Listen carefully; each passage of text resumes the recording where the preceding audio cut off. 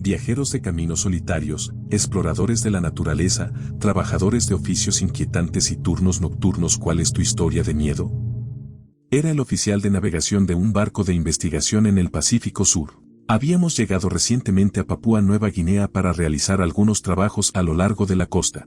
Llegamos a una pequeña bahía alrededor de las 10 de la noche en la oscuridad y echamos el ancla. Fui a marcar nuestra posición en la carta náutica y noté una anotación que decía aldea nativa reportada en la zona. No había fogatas ni luces en la costa, así que no le di mayor importancia. Encendí todas las luces de cubierta y las luces submarinas y regresé al puente para hacer mi guardia nocturna mientras los demás se iban a dormir. Con todas las luces encendidas no podía ver más allá de unos 20 metros debido a una ligera neblina en la oscuridad total. Me senté en el puente con la puerta abierta porque me gusta el sonido de la noche y la sensación del aire en los trópicos. Seguía escuchando chapoteos suaves en el agua y salí a ver, ya que a menudo los peces se agrupan por cientos bajo nuestras luces submarinas. No había nada allí. Volví a entrar, pero seguía escuchando esos chapoteos tenues y no lograba averiguar de dónde venían. Como no podía ver a lo lejos, fui a la sala del barco y encendí nuestro sistema de cámaras infrarrojas, y ahí estaban todos. Aproximadamente 50 canoas nativas,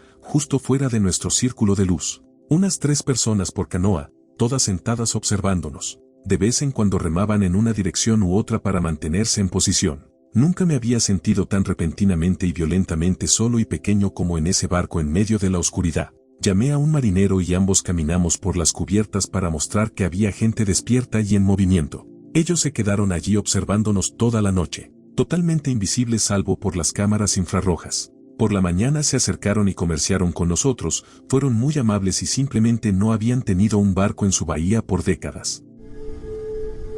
Trabajaba en el turno nocturno en ese entonces. No entraré en detalles, pero evité que un tipo me apuntara con un arma y me robara el auto mientras cargaba gasolina. La estación estaba cerrada, eran las 2 de la mañana. Las calles estaban completamente oscuras. El tipo apareció de la nada caminando. Me empezó a hablar, preguntando a dónde iba, qué hora era, cosas así. Nada alarmante, salvo por un detalle. No dejaba de moverse con nerviosismo y tenía una mano en el bolsillo delantero de su chaqueta de cuero todo el tiempo. Pensé, al diablo, casi había terminado de cargar combustible, y si eso era lo que iba a pasar, trataría de manejarlo lo mejor posible. El tipo seguramente necesitaba lo que fuera más que yo, así que le dije, ¿necesitas que te lleve a algún lado? Estaba yendo a casa desde el trabajo, pero tengo algunos dólares, podemos parar a comer algo porque tengo hambre y no me molesta tener compañía. ¿Cómo te llamas? Yo me llamo Mary. Sabía que si logras establecer un vínculo personal con un atacante, a veces se les hace más difícil hacerte daño. Pensaba, si me toma como rehén, si me apunta, si me grita en la cara, puedo aguantarlo. Solo que no me quite la vida, y por favor que no me deje tirada a 2 horas de casa en medio de la noche. Terminé de cargar gasolina, dejándole ese breve espacio para pensar en su respuesta, y en medio de su confusión al ver que le ofrecía lo mismo que iba a quitarme, me dijo, no, voy a seguir caminando, gracias de nuevo. Y se fue. Ahora siempre llevo un taser conmigo.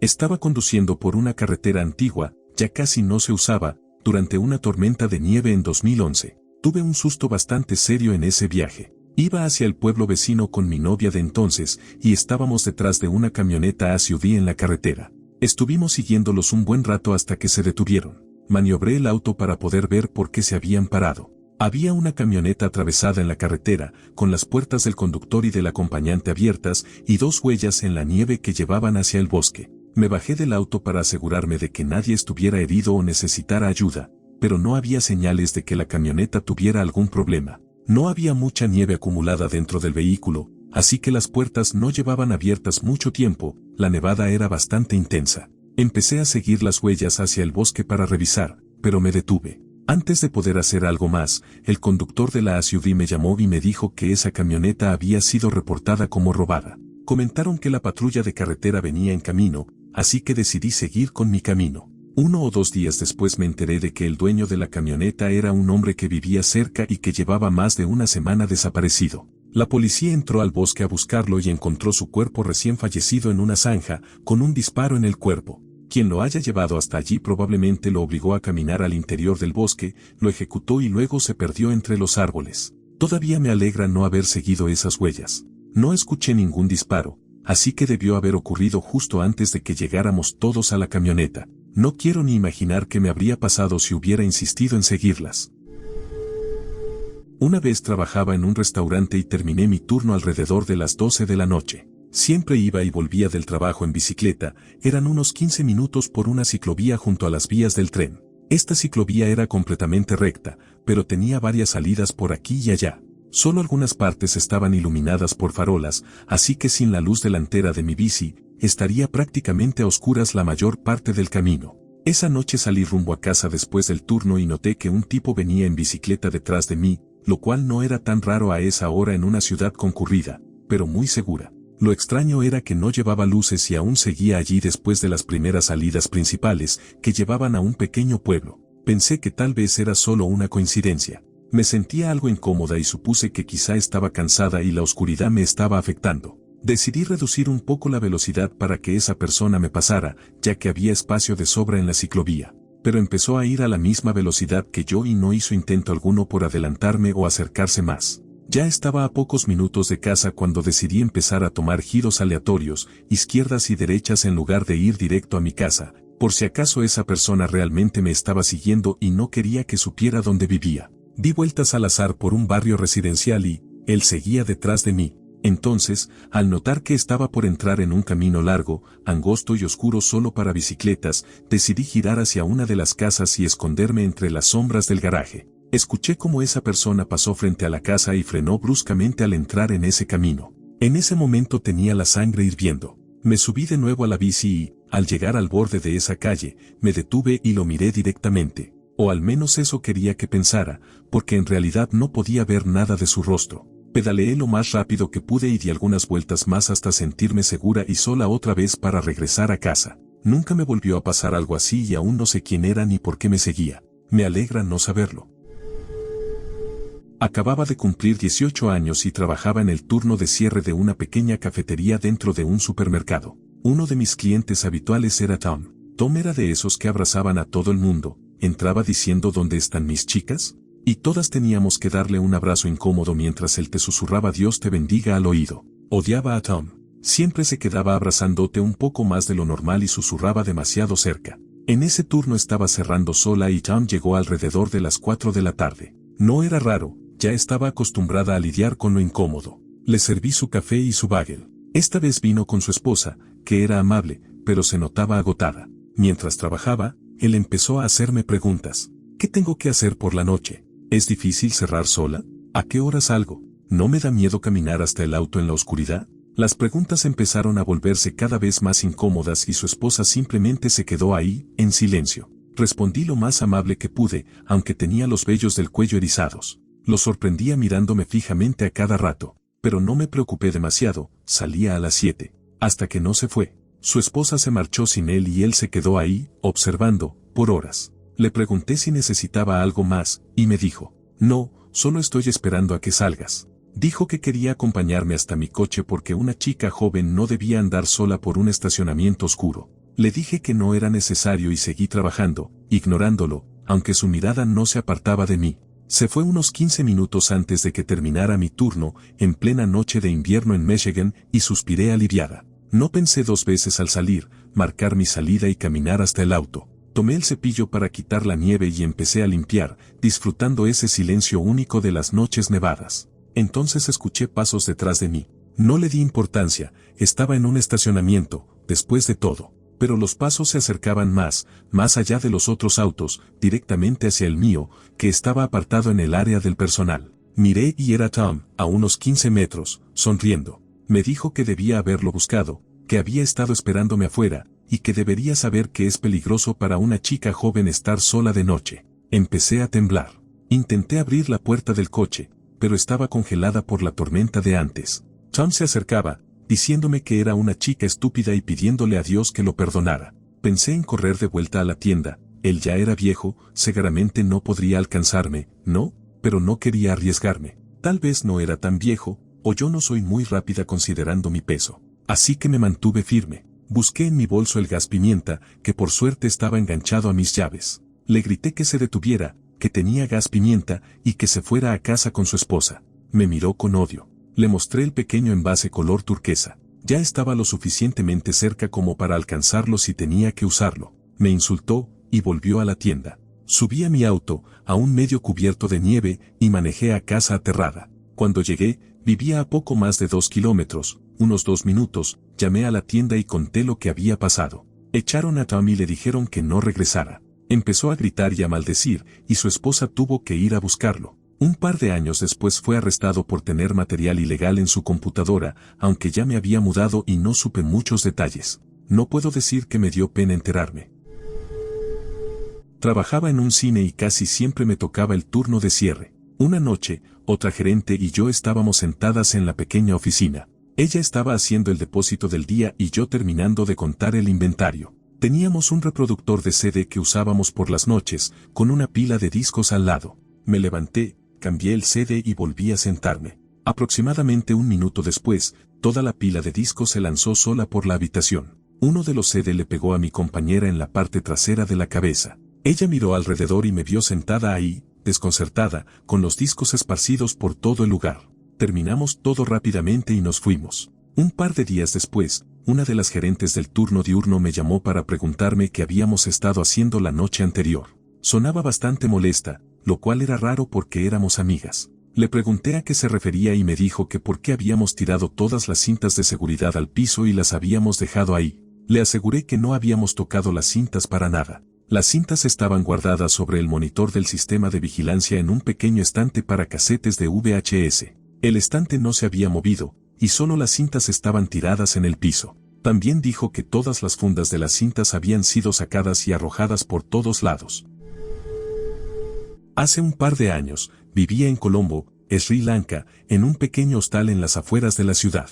El lugar estaba orientado a huéspedes de larga estadía, así que llegué a conocer bastante bien a todos los que vivían allí. Había un tipo que vivía con nosotros, se llamaba Raj, y era una especie de intermediario en los casinos. En Sri Lanka, los casinos son lugares increíblemente turbios, llenos de mafiosos rusos y otros criminales de bajo perfil provenientes de China e India. Técnicamente son ilegales, pero siguen operando gracias a sobornos y presiones al gobierno. Fui a uno de esos lugares una vez y fue una experiencia surrealista. En fin, el trabajo de mi amigo Raj consistía en recibir apuestas en línea de clientes indios y hacerlas físicamente en el casino. Jugaba con su dinero, siendo solo el intermediario para permitirles apostar desde otro lugar. Participaba en juegos de apuestas altas y manejaba mucho dinero para personas muy poderosas. Básicamente, una receta para el desastre. Una noche, cometió un error enorme. Uno de sus clientes logró acceder a su sistema en línea y robó todo el dinero que los demás habían depositado para jugar, una suma que superaba los $50,000, lo cual es una fortuna en Sri Lanka. Nos enteramos del robo después de la desaparición de Raj. Había dejado una nota en su cama, muy críptica, con frases como "no me busquen y me voy", entre otras. El tipo desapareció de la noche a la mañana. Hicimos una denuncia a la policía y esperamos alguna noticia. Después de unos días, la policía regresó al hostal para pedir que alguien que conociera a Raj los acompañara. Los locales tenían miedo de ir con ellos, así que me ofrecí voluntariamente y me llevaron a su sede. Me condujeron a una sala en la parte trasera y me mostraron fotos de un cuerpo. Era Raj. Lo habían cortado en partes y arrojado en un canal de desagüe cercano. Me llevaron para identificarlo. Nunca encontraron al responsable, y la imagen de esas fotos nunca se me ha borrado de la mente. Quedé marcado para siempre y poco después dejé el hostal. El pobre se metió en asuntos muy turbios, pero no merecía terminar así.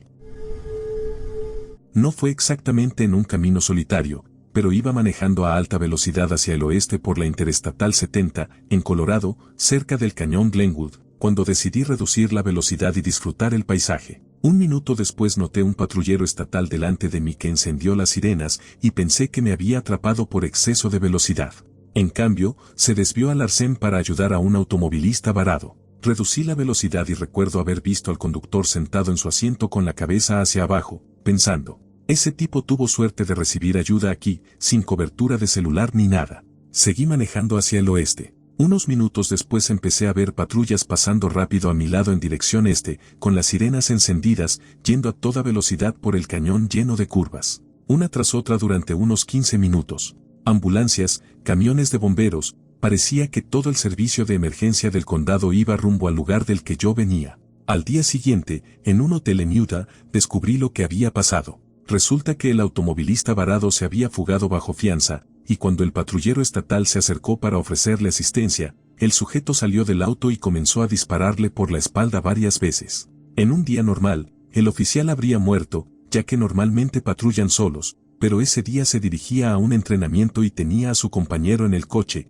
quien vació su cargador y dejó sin vida al atacante. El oficial casi se muere en la carretera, pero sobrevivió.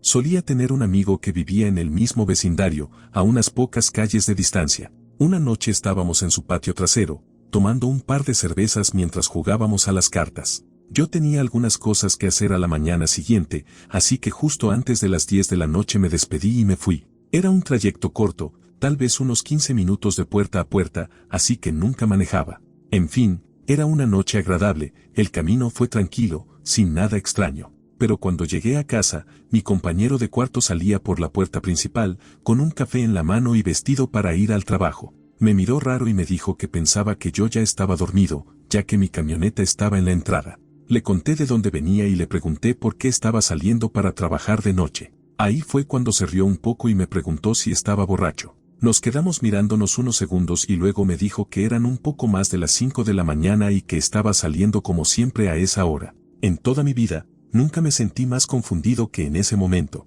Podía ver que hablaba completamente en serio, pero yo estaba seguro de que acababa de salir de la casa de mi amigo. Revisé mi celular y sí, eran poco más de las 5 de la mañana. Mi compañero se fue a trabajar. Caminé en círculos por la sala un rato y luego llamé al amigo con el que había estado. Contestó medio dormido y confirmó que me había ido de su casa a las 10 de la noche anterior. No tengo idea de qué pasó durante esas 7 horas de mi vida y hasta el día de hoy me da escalofríos pensarlo. No estaba borracho, no tenía sueño, nadie pudo haberme puesto nada en las 2 cervezas Coors Light que tomé, no tengo ninguna condición médica que me haga perder la memoria, y jamás me ha vuelto a pasar algo así. Simplemente no sé qué pasó con ese tiempo. Cuando tenía 18 años, mi familia y yo fuimos de vacaciones a Hawái. Mi madre quería hacer lo típico de los turistas, recorrer la famosa carretera a Hana. Normalmente puedes tomar un autobús turístico para eso, pero eso no le parecía suficiente. Así que alquilamos un auto. Las compañías de alquiler suelen prohibir conducir por esa carretera debido a problemas de responsabilidad legal, pero eso no detuvo a mi madre. El trayecto de ida fue normal, con mucho para ver. Pasamos el día explorando, así que cuando todos ya estábamos agotados, ya era de noche. Para ese momento estábamos bastante lejos del camino principal de regreso, en una zona de caminos de tierra alejados, en lo más profundo de Maui. ¿Qué hicimos entonces? Tomamos algunas de las rutas locales cerradas. En particular, una de esas carreteras era muy angosta y serpenteaba por el borde de la isla. Ni siquiera podías detenerte a un costado para ir al baño. Si mirabas por el borde, había una caída directa al océano. En fin, íbamos manejando lentamente en plena noche y llegamos a una curva extraña que daba hacia una zona boscosa, con una pequeña cascada y un saliente rocoso justo sobre nosotros. Mi madre quería tomar algunas fotos de la luna, las estrellas y el océano, porque el paisaje era impresionante sin luces de ciudad.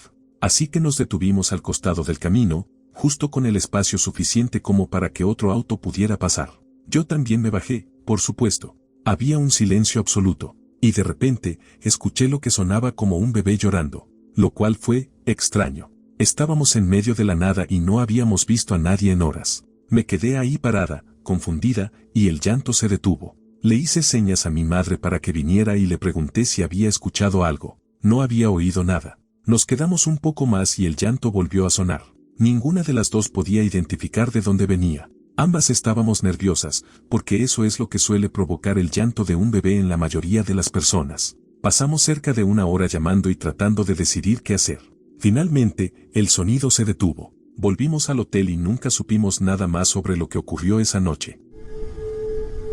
Una vez, mi amigo y yo hicimos una caminata con acampe nocturno para llegar a la cima de una montaña. Para ir desde el campamento hasta la cima, era necesario, a menos que uno quisiera cruzar un río profundo, caminar por las crestas montañosas y luego descender a un valle para después subir nuevamente a otro sistema de crestas. Era imposible alcanzar la cima en un solo día, así que había que encontrar un lugar para pasar la noche. En esa zona de Alaska, todo es tundra y montañas, excepto el valle entre las crestas, que ofrece algo de resguardo contra el viento. Por eso decidimos montar el campamento allí.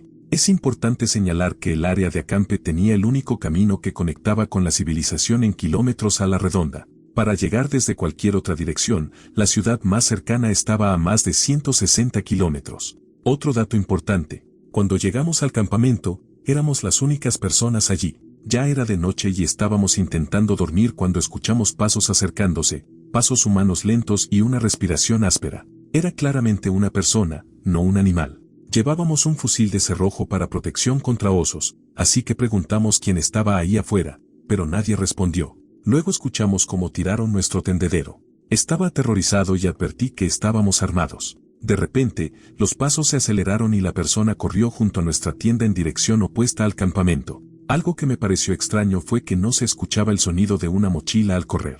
No dormimos nada esa noche, y cuando el sol iluminó el valle, salimos de la tienda y encontramos el tendedero hecho trizas. En el suelo, había huellas pequeñas de botas que iban hacia nuestra tienda y luego se alejaban. Logramos llegar a la cima de la montaña, pero volvimos al campamento lo más rápido posible. No tengo idea de quién era esa persona, pero no volví a acampar por un buen tiempo después de eso. A principios de los años 90 trabajaba en Domino's Pizza.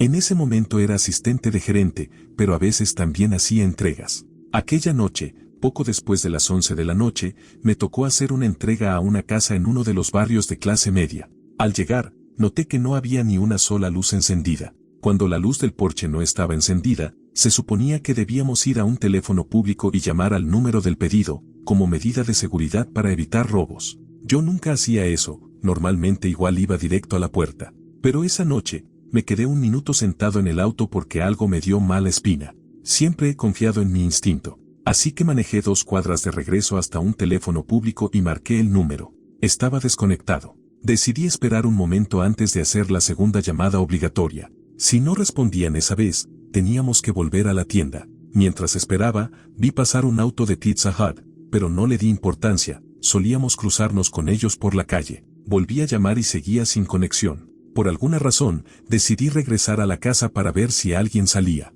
Al volver, me doy cuenta de que el auto de Pizza Hut estaba estacionado en la entrada. Pensé, ¿qué carajos? Entré en la entrada, que era larga y estaba bordeada a la izquierda por una fila de arbustos o árboles altos tipo ciprés. Enseguida noté que había algo grande en el suelo, al lado de la puerta del conductor, que estaba abierta. Me estacioné detrás del vehículo y me di cuenta de que era el repartidor. Pensé que tal vez le había dado un infarto, así que corrí a ver si podía ayudar. Pero al acercarme, vi que su cráneo estaba como en una película de terror sangrienta. Corrí de regreso a mi auto, cerré con seguro y manejé a casi 150 kilómetros por hora hasta el teléfono público. Llamé a la policía y luego a mi tienda para contarles lo que había pasado, y les pedí que llamaran también a Pizza Hut. Esperé a que llegaran los policías y volví al lugar. Eventualmente un detective vino a hablar conmigo. Me dijo que habían encontrado un cartel de inmobiliaria en los arbustos junto a la entrada, que no había electricidad en la casa y que estaba completamente vacía. También encontraron 2 juegos de huellas en los arbustos. Al parecer, alguien había hecho pedidos a ambas pizzerías y se quedó esperando a que llegara el primero para asaltarlo. Yo fui el primero, pero como no salí del auto, tuvieron que esperar a que llegara el repartidor de Pizza Hut. Si esa noche hubiera hecho lo de siempre, habría sido yo quien terminó sin vida en el suelo. No sé por qué, quizás por instinto, esa vez no seguí mi costumbre. Desde entonces, nunca más toqué una puerta sin luz de porche a menos que conociera muy bien al cliente. Estaba viajando en auto rumbo a Salt Lake para visitar a mi familia, y decidí acampar dentro del coche durante el trayecto. Era un viaje que normalmente tomaría unas 11 horas con paradas mínimas, pero como iba solo, me lo tomé con calma, deteniéndome para disfrutar el paisaje y todo eso. Tenía unos 18 años y poco dinero, así que en vez de pagar por una habitación cara para pasar la noche, decidí buscar un lugar aislado fuera de la autopista, en pleno desierto. Para quienes hayan hecho esa ruta, estaba más o menos a 1 hora del autódromo que está a las afueras de Las Vegas. Era una de esas salidas donde solo hay caminos rurales, así que asumí que no estaría en propiedad privada que pudiera molestar a alguien o que alguien fuera a revisar. Me detuve, estacioné y me senté en la compuerta trasera del auto, cenando carne seca y tomando té helado mientras escuchaba música. Todo muy tranquilo. De la nada, una moto pasa a toda velocidad junto a mí. Sin luces, sin nada, iba tan rápido que me tomó como 20 segundos procesar lo que acababa de pasar. Me reí y negué con la cabeza, pensando en lo imprudente que era, pero bueno, es su vida. Que haga lo que quiera. Ni un minuto después, 2 aviones de combate pasaron volando bajo por encima de mí, estilo Top Gun, esquivando montañas y surcando valles. Fue un espectáculo impresionante. Y como 10 minutos después, empecé a escuchar un estruendo que venía bajando por la carretera. Primero el sonido, luego las luces. Crecí en una familia militar, así que estoy acostumbrado a ver ese tipo de cosas. Pero esto se sentía distinto, tal vez por cómo se dieron los eventos uno tras otro. Normalmente uno saluda al convoy y los deja pasar. Pero era casi medianoche, y algo me dijo que lo mejor era darme la vuelta y hacerme el desentendido. Un UMB se detuvo y bloqueó mi auto. Escuché cómo se abrían puertas, pero nadie bajó ni se acercó a mí. Yo estaba recostado sobre el capó del coche, con el motor apagado y todo. Ni siquiera volteé a mirarlos. Mantuve las manos alejadas de mí, bien visibles, apoyadas en el capó. Podía sentir sus miradas encima. El convoy pasó, el UMB se retiró y siguió su camino. Creo sinceramente que fue solo la sucesión de eventos. Los aviones probablemente estaban en prácticas, ya que la base aérea está justo al lado de Las Vegas. La moto seguramente era un tipo aprovechando las rutas vacías, y el convoy tal vez estaba entrenando como los jets. No sé si realmente califica como algo aterrador, pero recuerdo que el año pasado me golpearon desde atrás mientras estaba detenido en medio de una intersección en plena noche. Hasta el día de hoy, no sé qué fue lo que me golpeó. Incluso revisé las grabaciones de las cámaras de tránsito y no se ve nada. Lo único que se ve es mi auto completamente detenido en medio de la carretera, esperando a que pasara el coche de adelante para poder cruzar, cuando de repente mi auto se sacude como si algo lo hubiera golpeado por detrás. Y un minuto después se me ve estacionándome al costado para revisar qué había pasado. El accidente no dejó abolladuras ni rayones, pero el impacto fue lo suficientemente fuerte como para desalinear el parachoques. Desde entonces, trato activamente de evitar esa calle. Esto fue en una autopista de Dinamarca, con bastante tráfico. Yo iba en moto y me detuve en un área de descanso. Era una parada sencilla, con solo un estacionamiento y un baño, sin estación de servicio ni nada, oculta de la autopista por árboles. Cuando llegué, solo había un coche estacionado. Un hombre estaba junto a él. Se acercó y me pareció un poco extraño. Me dijo que era un profesor de química alemán, aunque no tenía pinta de eso. Me contó que había estado durmiendo en el maletero de su coche tipo familiar, y que al salir por la puerta trasera se había dejado las llaves adentro y el auto se le había cerrado. Me pidió prestado el teléfono para pedir ayuda, y se lo dejé. Después de la llamada, seguimos hablando un rato. Me contaba sobre su viaje, pero yo ya intentaba terminar la conversación, cuando se detuvo una furgoneta vieja con grafitis justo al lado de nosotros. Bajó un tipo con un aspecto bastante sospechoso, como una mezcla entre pandillero de los años 80 y traficante. Lo primero que dijo fue, ¿cuánto cuesta esa moto? Lo sentí un poco amenazante. Empezó a hablar de lo bonita que era mi moto y luego me contó su vida entera. Dijo que era camionero de Alemania Occidental en los 80 y que tenía una novia en Alemania Oriental, a la que veía cada vez que cruzaba, pero que la Stasi, Ministerio para la Seguridad del Estado, los descubrió y nunca la volvió a ver. Estaba convencido de que la Stasi la había matado por tener una relación con un alemán del oeste. Luego, dijo que se mudó a Noruega y trabajó allí como carnicero durante 10 años. Pero después pasaron algunas cosas en mi vida y me uní a la Legión extranjera. La forma en que lo dijo me dio la impresión de que había cometido algún delito grave y escapó de la cárcel o de la policía uniéndose a la Legión, algo que, según parece, ocurre en ciertos casos. A estas alturas ya estaba 100% convencido de que me estaba mintiendo, aunque no sabía con qué intención. ¿Quería robarme la moto? ¿El celular? ¿La billetera? Mientras tanto, el supuesto profesor estaba visiblemente incómodo y quería irse, pero seguía sin poder entrar a su coche. El loco y yo hablábamos en una mezcla de danés y noruego, así que el profesor no entendía lo que decíamos, pero estaba claramente asustado. Quise poner a prueba al tipo, así que le pregunté algo que había oído sobre la Legión extranjera, que te dan un perro como mascota y luego te obligan a matarlo y comértelo. Me dijo no, eso no es cierto. Es un conejo, no un perro. Y luego empezó a hablar del tema con tanto detalle que resultaba muy convincente. Entonces sacó su carta maestra. Literalmente se subió la manga y me mostró un tatuaje de un legionario francés con uniforme, ocupándole todo el antebrazo. Y bueno, alguien que no ha estado en la Legión no tiene ese tipo de tatuajes. Aún intentaba entender qué quería. Hasta ese momento ni siquiera había preguntado qué hacíamos allí el profesor y yo. Pero justo entonces llegó la grúa para asistir al profesor y el tipo se dio cuenta de la situación. Se molestó porque, según él, si lo hubiera sabido, habría podido abrir la puerta del coche en segundos. Tengo el equipo en mi auto, dijo. Así que el profesor y el legionario se pusieron a hablar del coche y la grúa, y yo aproveché para subirme a la moto y salir de ahí lo más rápido posible. Al final del día, creo que el tipo sí fue legionario, carnicero y camionero. Probablemente era solo un hombre solitario, buscando con quién hablar, pero que ya no estaba acostumbrado a la conversación amistosa de la vida civil. Seguro tiene cientos de historias interesantes, pero preferiría escucharlas en un lugar menos aislado que un área de descanso en Dinamarca.